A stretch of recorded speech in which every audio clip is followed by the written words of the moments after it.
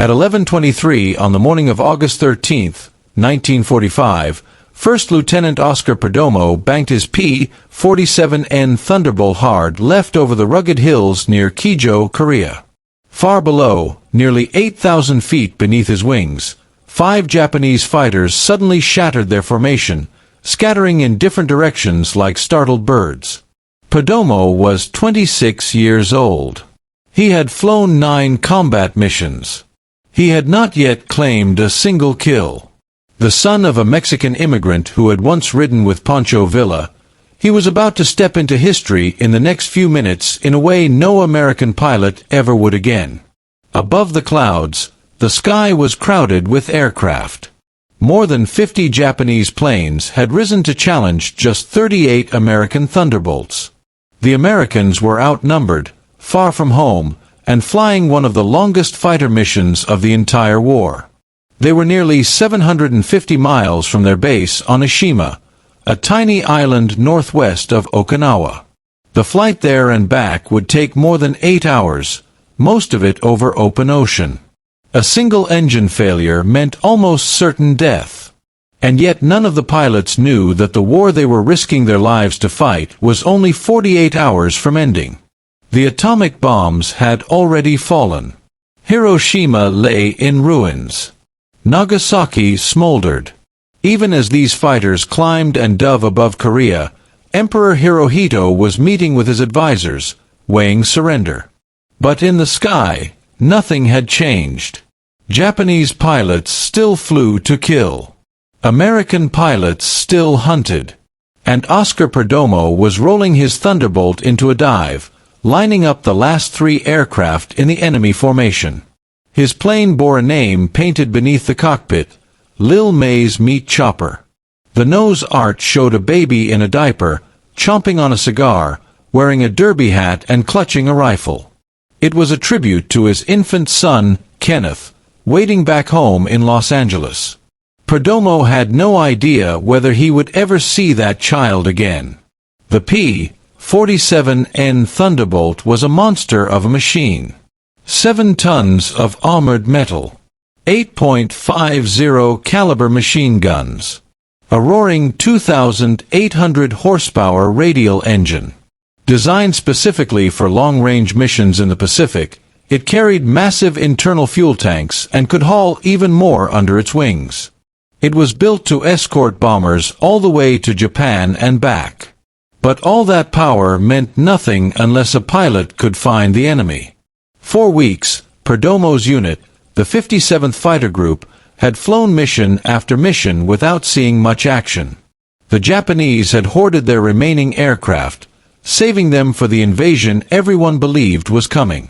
Pilots joked that the enemy had simply run out of planes. That illusion shattered on August 13th. At dawn, 53 Thunderbolts had lifted off. 15 turned back due to mechanical trouble. The remaining 38 crossed the East China Sea and pushed inland over Korea. Then radar operators reported contacts. Lots of contacts. Japanese squadrons scrambled everything they had left. Modern fighters, older models, even obsolete trainers. It was chaos building in the sky. Now Perdomo dove toward 3 trailing fighters. He pushed the throttle forward. The Thunderbolt surged. The distance closed fast. 2,000 yards. 1,500. 1,000. At 800 yards, he centered the gun sight and squeezed the trigger. The first burst ripped into the nearest Japanese fighter. The rounds tore through the engine and cockpit. Smoke exploded from the fuselage. The plane shuddered, rolled, and spiraled downward, vanishing into the clouds below. Perdomo didn't watch it fall. He was already lining up the second target. 6 weeks of frustration vanished in seconds. Something clicked. He felt calm, focused, deadly precise. The second fighter tried to break away, but the Thunderbolt's diving speed gave Perdomo the advantage. He fired again. Bullets shredded the wings, tore through fuel tanks, and the aircraft erupted into flame. 2 kills in under a minute. The third Japanese pilot rolled inverted and fled toward the ground. Perdomo let him go. Chasing one fleeing aircraft meant losing track of the larger battle. He climbed, scanning the sky. Smoke trails crisscrossed the air. Parachutes drifted downward. Somewhere in the chaos, dozens of pilots were fighting for their lives. Then he saw something strange. 2 slow-moving biplanes flying in close formation. Training aircraft. Yokosuka K-5Y Willows. Obsolete, fabric-covered relics that had no place in a modern air battle. Yet there they were, wearing Japanese markings. Legitimate targets. Perdomo rolled inverted and dove. The biplanes scattered. He chose the nearer one and fired. The engagement lasted 3 seconds.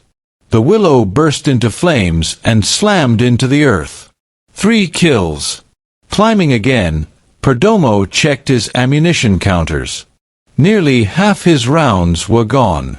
And then, through the glare of the sun, 4 Japanese fighters appeared, diving straight at him.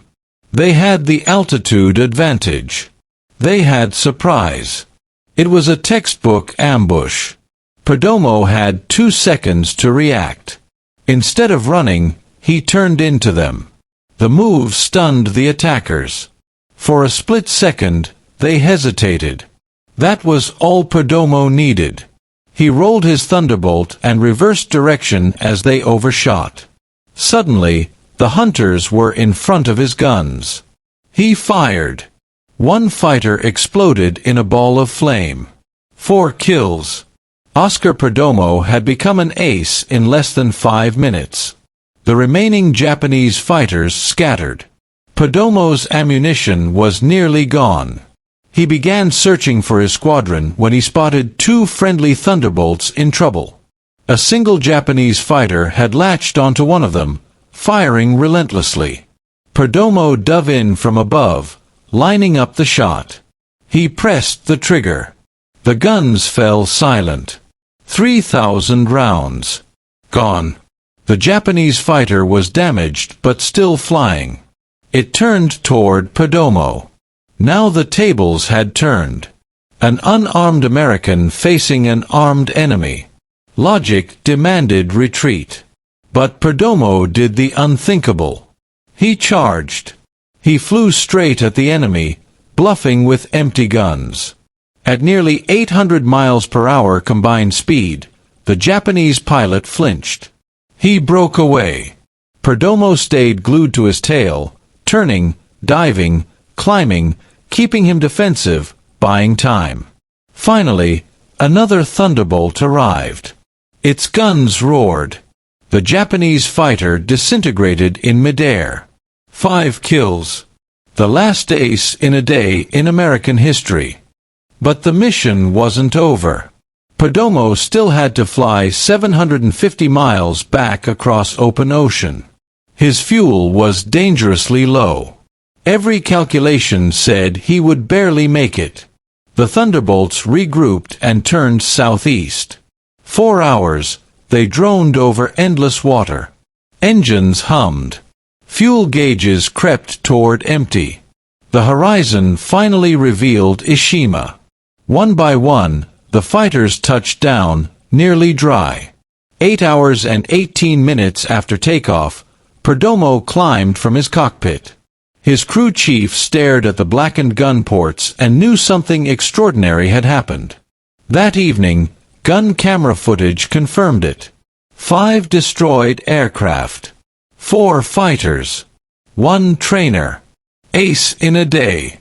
2 days later, Japan surrendered. Perdomo received the Distinguished Service Cross, the second highest award for valor.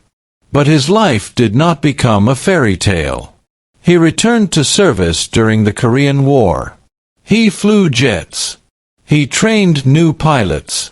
He survived again and again. Then Vietnam claimed his son. The same baby whose face had once been painted on his aircraft grew into a young man who flew helicopters into combat. On May 5, 1970, his helicopter crashed and burned in South Vietnam. He did not survive. The loss shattered Oscar Perdomo. The hero who had charged enemy fighters with empty guns could not overcome the grief. He died in 1976, just 56 years old. His ashes were scattered over the Pacific, the same waters he had crossed so many times in war. Today, a restored P-47 Thunderbolt still flies, painted as Lil May's meat chopper. The baby with the cigar and derby hat still grins from its nose. And the story of August 13, 1945, still echoes across history. 5 kills. 0 ammunition. 750 miles from home. Oscar Perdomo earned his place among legends.